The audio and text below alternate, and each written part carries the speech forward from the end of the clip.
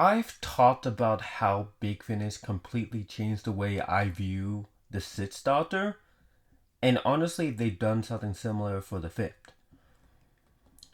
While I already liked Peter Davison's era on TV, it's the audio dramas that really let him shine. Over the years, Big Finish has given Five some of the most consistent and emotionally rich stories of all Doctor Who.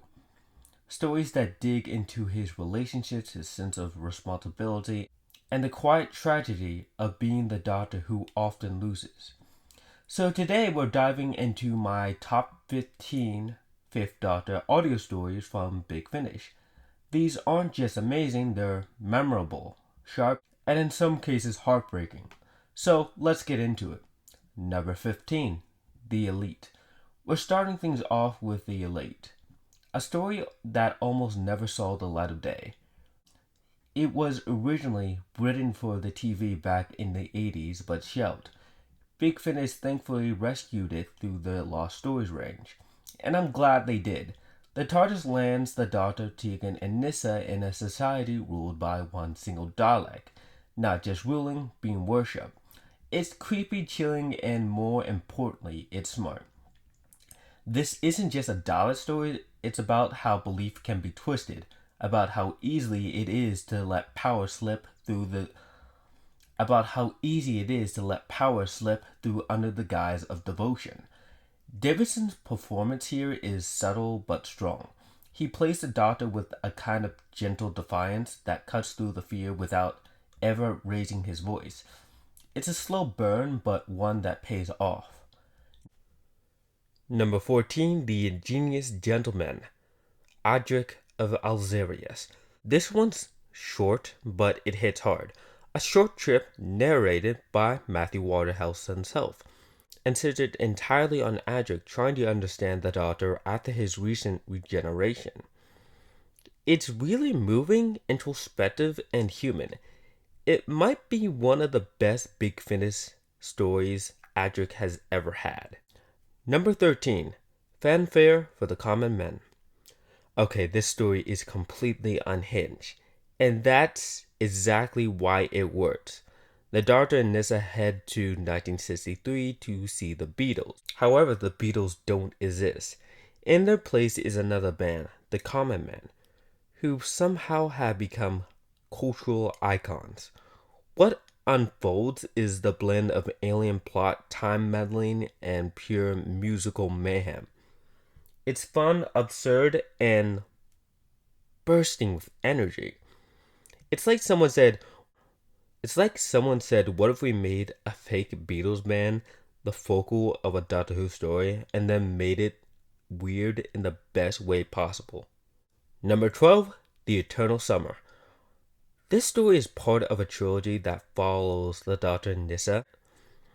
This story strands them in a town where time simply has stopped. Nobody ages, nothing changes. At first it feels peaceful, then it starts to rot. This is one of those stories where the tone sneaks up on you. Cozy on the outside, deeply unsettling underneath. The mystery unfolds, but the payoff is worth it. Plus, Davison gets some fantastic material to work with as the Doctor starts peeling back the layers. Number 11, Omega. Number 11, Omega. If you ever wanted to get into the head of one of Gallifrey's most tragic figure, really get in there, this one's for you.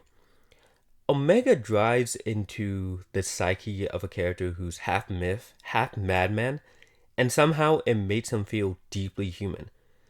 It's also very funny, dark, and the twist here is just phenomenal. I remember listening to this story for the first time and being so shocked when the twist was revealed. This is Big Finish turning a legacy character into something so compelling. Number 10, Warzone / Conversion. This two-parter pulls no punches. The Doctor, Tegan, Nyssa, and the new companion, Mark, a former Roman slave, find themselves up against the Cybermen. But this isn't just body horror. It's about trauma and the ghost of Adric and the guilt the Doctor still carries. The emotional beats are raw and heavy, and every character gets a moment to breathe it in.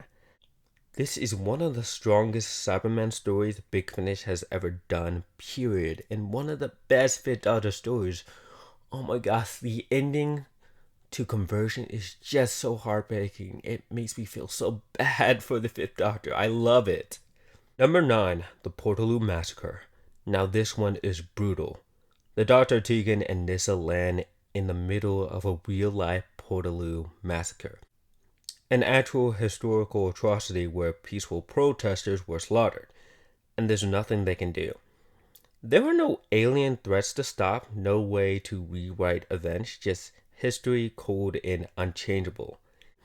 It's pretty sad and pretty devastating because they can't do anything to actually make things better.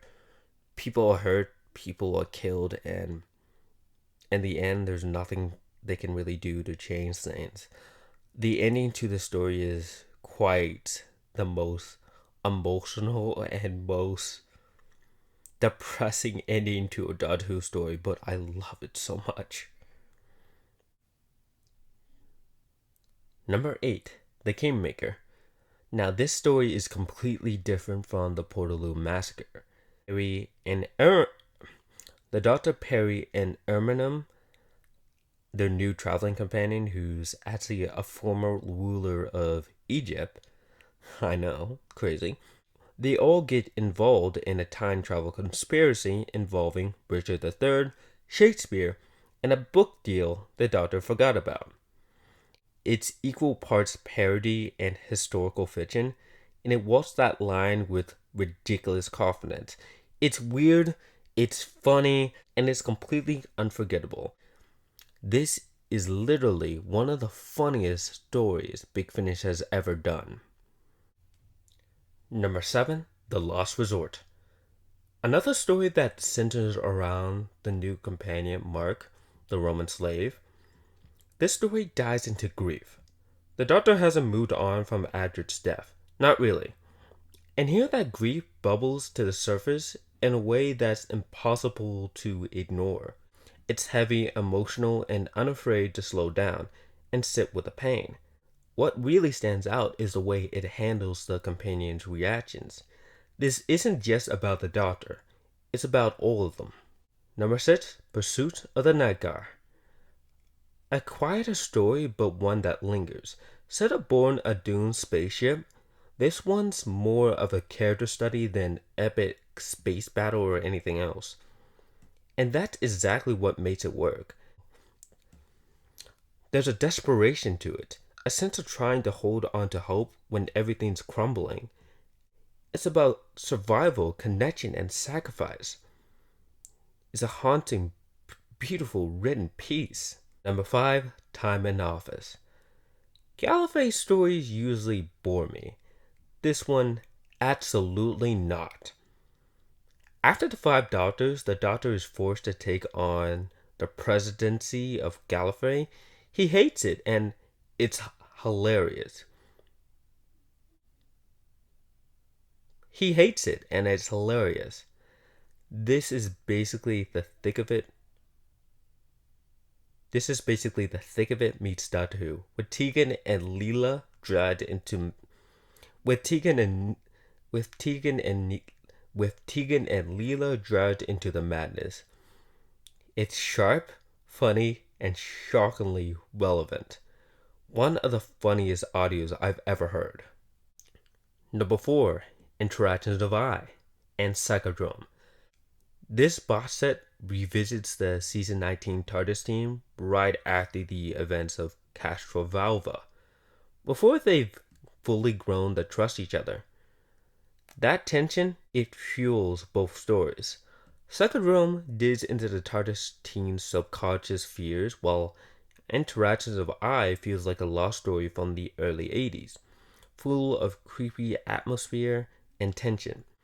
Both are character-driven, airy, and perfectly tailored to Davison's era. Number 3, Goth Opera. Adapted from Paul Cornell's Virgin New Adventures novel, this one is gothic horror through a Fifth Doctor lens. and somehow it works. It's bold, theatrical, and weirdly poetic. There are vampires, yes, but what really sticks are the quiet scenes. The Doctor and Tegan talking, the weight of the choices they make are just excellent, excellent things about this story. It's moody and dramatic in all the right ways. Part of the 40th anniversary celebration for the Fifth Doctor, Auton Infinity pulls out all the stops. The action is fantastic. The Autons are generally terrifying, and the Master's reveal is brilliant, with John Colsaw delivering one of his best performances. But more than that, it gives every character a moment. Turlo, Chameleon, Tegan, the Brigadier, all of them matter. And the Doctor's guilt, it's front and center. This is celebration and reflection wrapped into one. And number 1, Hooklight, part 1 and 2. And finally, we get to Hooklight. Tim Foley delivers a masterpiece here. A 2-part space opera that manages to be massive in scale and intimate in emotion. The concept, a sentient artifact that devours light and memory, is wild. But what really lands is the character work. Tegan absolutely breaks your heart. The Doctor is caught between duty and compassion. By the end, I was stunned. The performances, the direction, the music, it all just works. This is the Fifth Doctor at his absolute best. Well, that's the end of my video. What do you guys think? That's the end of my video. What do you guys think? Do you think that I should have included 1 or 2 more? Do you have a favorite that I might have missed? Let me know what you guys think in the comments down below.